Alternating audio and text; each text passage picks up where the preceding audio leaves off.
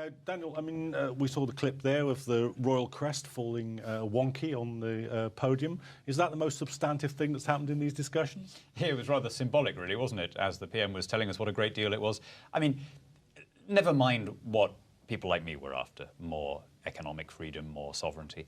The PM has failed all of his own stated tests. He was talking about repatriating social and employment policy, about curbing the European Court, about opting out of criminal justice policy.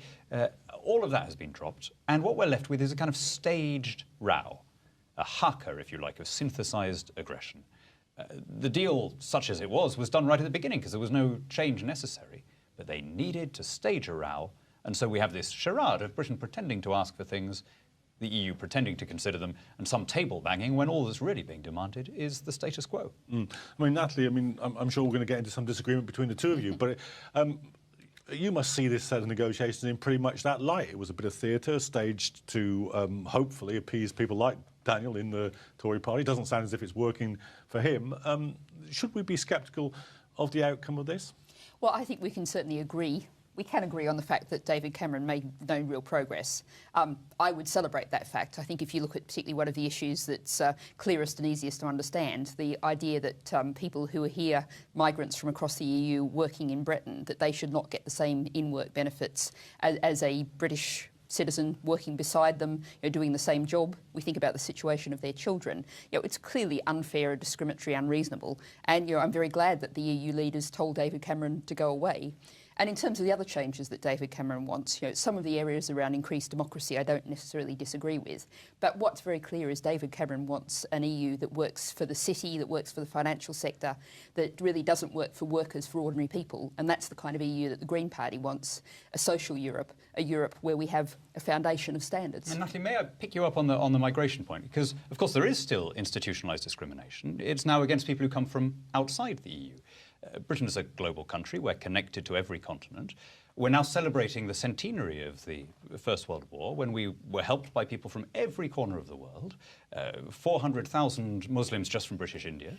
And now the relatives of those volunteers, and they were all volunteers, there was no enlistment, find that they can't bring auntie over for a wedding because we've cracked down so severely on visas for non-EU nationals in order to free up unlimited space for people who may have zero connection to the UK. Now, surely it's got to be, I'm not saying that there should be unlimited migration for the Commonwealth, but surely that we should end this institutionalised discrimination against them in favour of people who happen to hold EU passports. Well, I would entirely agree with you that we have huge problems with our immigration policy, which comes from the government's artificial, failed idea of an immigration cap.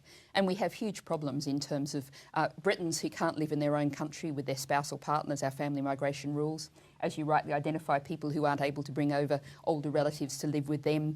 Or even in terms of visiting, as I was about to say before I was interrupted, even allowing them to come and visit. But the reason why we have the rules in the EU is because free movement of the EU applies to UK citizens as well.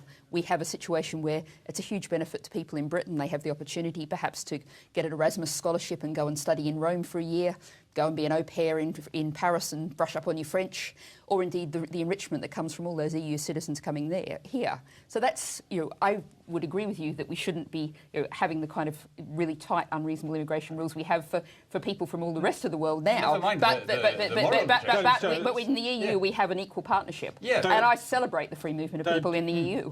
Just let me get back to some of the politics of this, because perhaps it shouldn't be this case. Perhaps it's a paradox that it's this case. But the worse Cameron does, the better the case of Natalie and people who support her kind of position, which is a kind of social Europe position, is going to be in the referendum. If Cameron had come back with a really nasty series of revisions, it would have actually made it more difficult for Natalie's wing of the It's interesting. I mean, I find Natalie's position a slightly odd one. Here is, by any definition, an undemocratic and elitist project, a corporatist racket, one where the power of big lobby groups is elevated over that of private citizens, where we are obliged to pay more to wealthy French farmers than to poor African farmers, where we see Eurocrats touring Europe in private jets and telling classroom assistants in Greece and Italy that they could do with a bit more austerity. How did people from the democratic left end up on the same side as this racket. I mean, I just find it utterly bewildering that you don't think we can do better. Okay, well, I'd agree with lots of your description about problems in our society in terms of the influence of big business, in terms of failures of our democratic structures. And those descriptions apply perfectly well as much to Westminster, our failed first-past-the-post electoral system, the influence of big oil and gas companies as we're seeing with the government's fracking policy. So that doesn't mean that we want to get rid of Westminster Parliament or we want to get rid of democracy. We want to reform them. So we want to reform Westminster and we want to reform Brussels. And the fact is we need to work together. We have shared problems across Europe. We need to work together on those problems and we'll flourish best when we work together. Let me just the idea of having a European fortress that's... Any minute now you'll be in the NUJ, but until you are, I'll just do the questioning. How is it that the reform is going to take place now? Because, I mean, I think this is the elephant in the room, isn't it? That people understand that you would like it to be better than it is, but they say, look at it, it's a huge monolithic bureaucracy, its democratic element is minuscule to the point of invisibility, it's actually moving in a neoliberal direction, not in a social Europe direction anyway. It's good idea, but it ain't going to happen. But that neoliberal direction, of course, comes from the nature of our politics, which has dominated for the past couple of decades across much of Europe and indeed through Britain, through successive governments. So what we need to do is change the politics, elect different people to be members of the European Parliament, strengthen the power of the Parliament, just as we need to change the electoral system in Westminster, get a fair electoral system, take away the influence of neoliberal, say we're not going to allow the lobbyists to dominate in terms of our political policies. We need to do that in Westminster, we need to do it in Europe. That's a whole political change which has to come. And if you look at since we're at the end of the year, look back over the year, we saw the election of Jeremy Corbyn as Labour leader. We saw the Green Party get 1.1 million votes in the general election. We saw the SNP position to the left sweep aside a right-wing Labour in Scotland. Politics has changed a lot in 2015, and we're going to see even more massive changes in 2016, I believe. And those changes, if we change the politics, will impact in Westminster and in Brussels. Daniel, is it your calculation? Because I know it's approaching pantomime season and so forth, but and people will be entertained by seeing you try to get to the left of Natalie Bennett.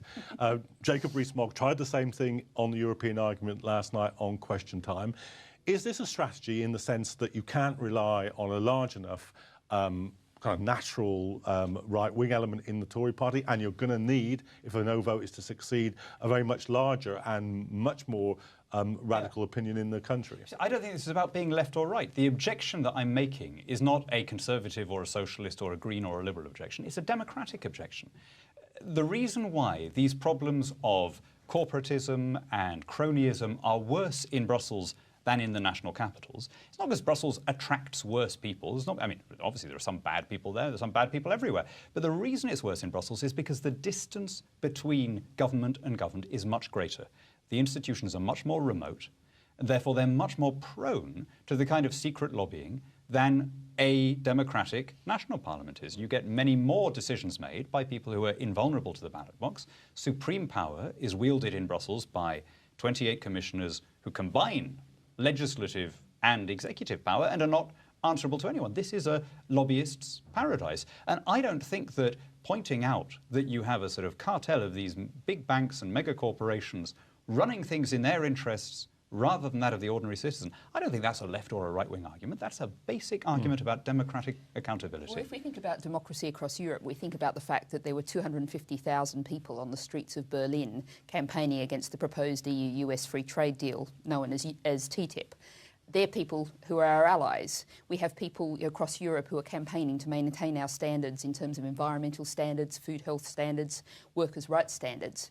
When we work together, we can be far more powerful than we can alone in Britain. And by contrast, if you look at what our British government has been doing versus what's been happening in the EU, David Cameron actually used British taxpayers' money to try to stop a cap on bankers' bonuses. Europe was imposing the cap. David Cameron tried his utmost with our money to stop it. Well, I'm glad you raised the question of TTIP before I did, but it isn't part of the problem with your position that TTIP is going to get absolutely enshrined in the current EU. I mean, all they've done really is they've taken carbon paper and copied it over into what the EU is going to do.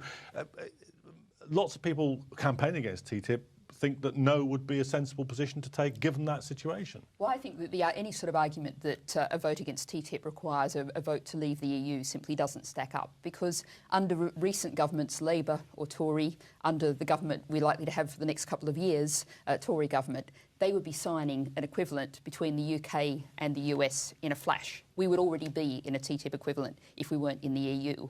So what we have is a chance to build that alliance right across Europe. We saw 3 million people across Europe, a sign of the growing democracy across Europe. 3 million people signed a petition against TTIP. So we've got, that real force. It's a case of people coming together, working together for the common good. And that happens, democracy at a grassroots level can be very powerful.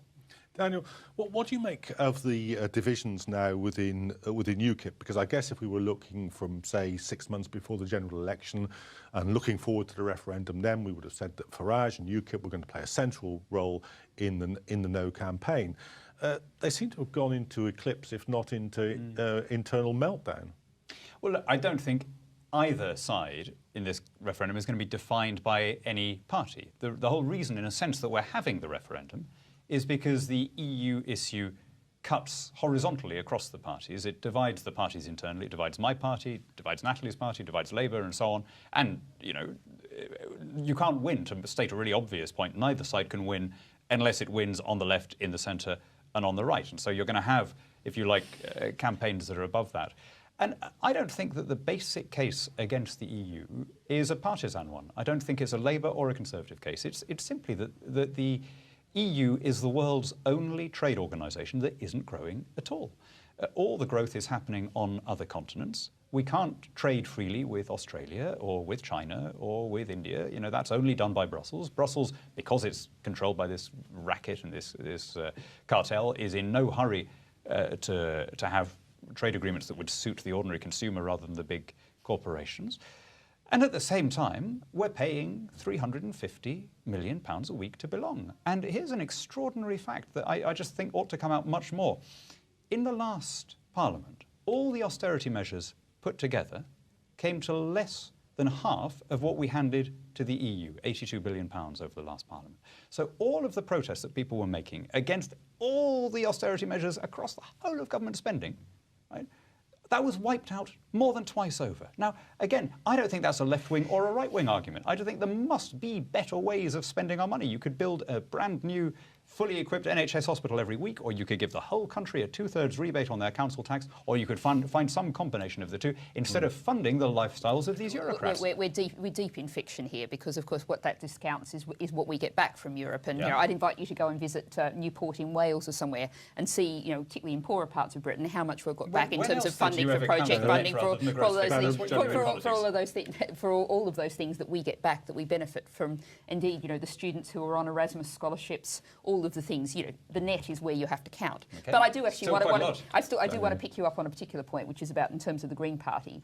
Now, policy in the Green Party is made by the members. We're an intensely democratic party. And we had a motion to the last conference on this, and support for calling for a strong campaign to remain in the EU had 95% support on conference floor. Like any party, we have individual members who have different views, but the Green Party is very strongly united behind the view that we should remain in Europe, work together to solve our common problems. It's good to see that some party is. But Daniel, let's talk about that a little bit, because does it worry you that that if you're successful, if there's a no vote, Cameron's toast, isn't he? I mean, the issue of the aspect of politics that has interested me least in the 16 years that I've been doing this is about, well, is this good for this individual, and does it help the... this is so much bigger than who happens to be Prime Minister or who happens to be a party leader. This is about whether we are a self-governing country, living under our own laws, able to hire and fire the people who pass those laws, or whether we are part of a big bureaucratic entity run by people that nobody has elected, where supreme power is wielded by people who are invulnerable to the ballot box. This is an issue that's finally being put after more than 40 years. And frankly, in terms of who gets to be leader of the Tory party next, or does the current guy get it, all of that is secondary to the basic democratic case for voting. So, Natalie, let me ask you the same question, though, because are you as indifferent? Are you on the same high moral plane as Daniel, and that you couldn't care less whether Cameron continues to put austerity through in this country? Well, what I really care about is that we get rid of this Tory government. So wouldn't that put you in the no camp then? We cannot last until 2020, and they only have a majority of 12, a thin majority that we've already seen dissolving a number of things. They had to wait until they were sure that a significant number of Labour MPs would vote for bombing Syria before David Cameron called the vote. They only got support of 24% of eligible voters in Britain. So, I have a phrase, 2020 is too far away. We need to get rid of David Cameron, the Tories, as fast as possible. Why not be in the no camp? Because that might be the quickest way of doing that. But what we don't do is throw the baby out with the bathwater. Let's change our politics, as I was saying before. We need a different kind of politics that works for the common good, not just for the few. We need to actually see a fair electoral system where people know that their votes will count. We need to see that democratisation in Westminster, and we need to see that democratisation happening in Brussels as well. Daniel, this is the question which everybody in No campaign has to answer, so let me not let you off the hook here. Outside of some trade bloc or other, and the world is composed of trade blocs really in essence, how is a small island off the northwest coast of Europe going to do? Well, we're not a small island by any definition. Well, geographically. Well, geographically, well, are we? I mean, how many islands are there in the world? How many million islands? How many are bigger than us? Madagascar, Borneo, we're the 9th largest. So even in a literal sense, we are not a small island. Certainly not in terms of population, in terms of economy. We're the 5th largest economy in the world. We're one of 12% of the European population. Right, so that's pretty large then, right? But anyway, all right. I'm sorry I introduced the geographical element into it.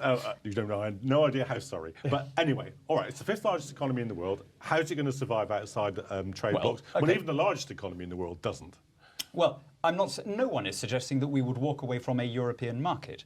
There is a common tariff-free area right across the European continent. It stretches from non-EU Iceland across to non-EU Turkey. There are no trade barriers within that 40 or 45 member free trade area. The only countries in Europe that are not part of that common market are Belarus and Russia, because Ukraine and Moldova have now been brought into it. Belarus and Russia have chosen to join a Eurasian Union of their own. So I have never heard anyone in Brussels suggest, ever, that if Britain left the political institutions of the EU, the European arrest warrant and the common foreign policy and so on, that we would be thereby excluding ourselves from that tariff-free zone. What we would be free to do is to rejoin the rest of the world. And to repeat, it's the rest of the world that's growing. The Eurozone economy, incredibly, is the same size now that it was in 2008, whereas there's been huge growth in North America, South America, Africa, Asia, and yet we can't sign a bilateral agreement to trade with Pakistan or India or Bangladesh or Australia or New Zealand or our former African Commonwealth friends or Caribbean. None of that.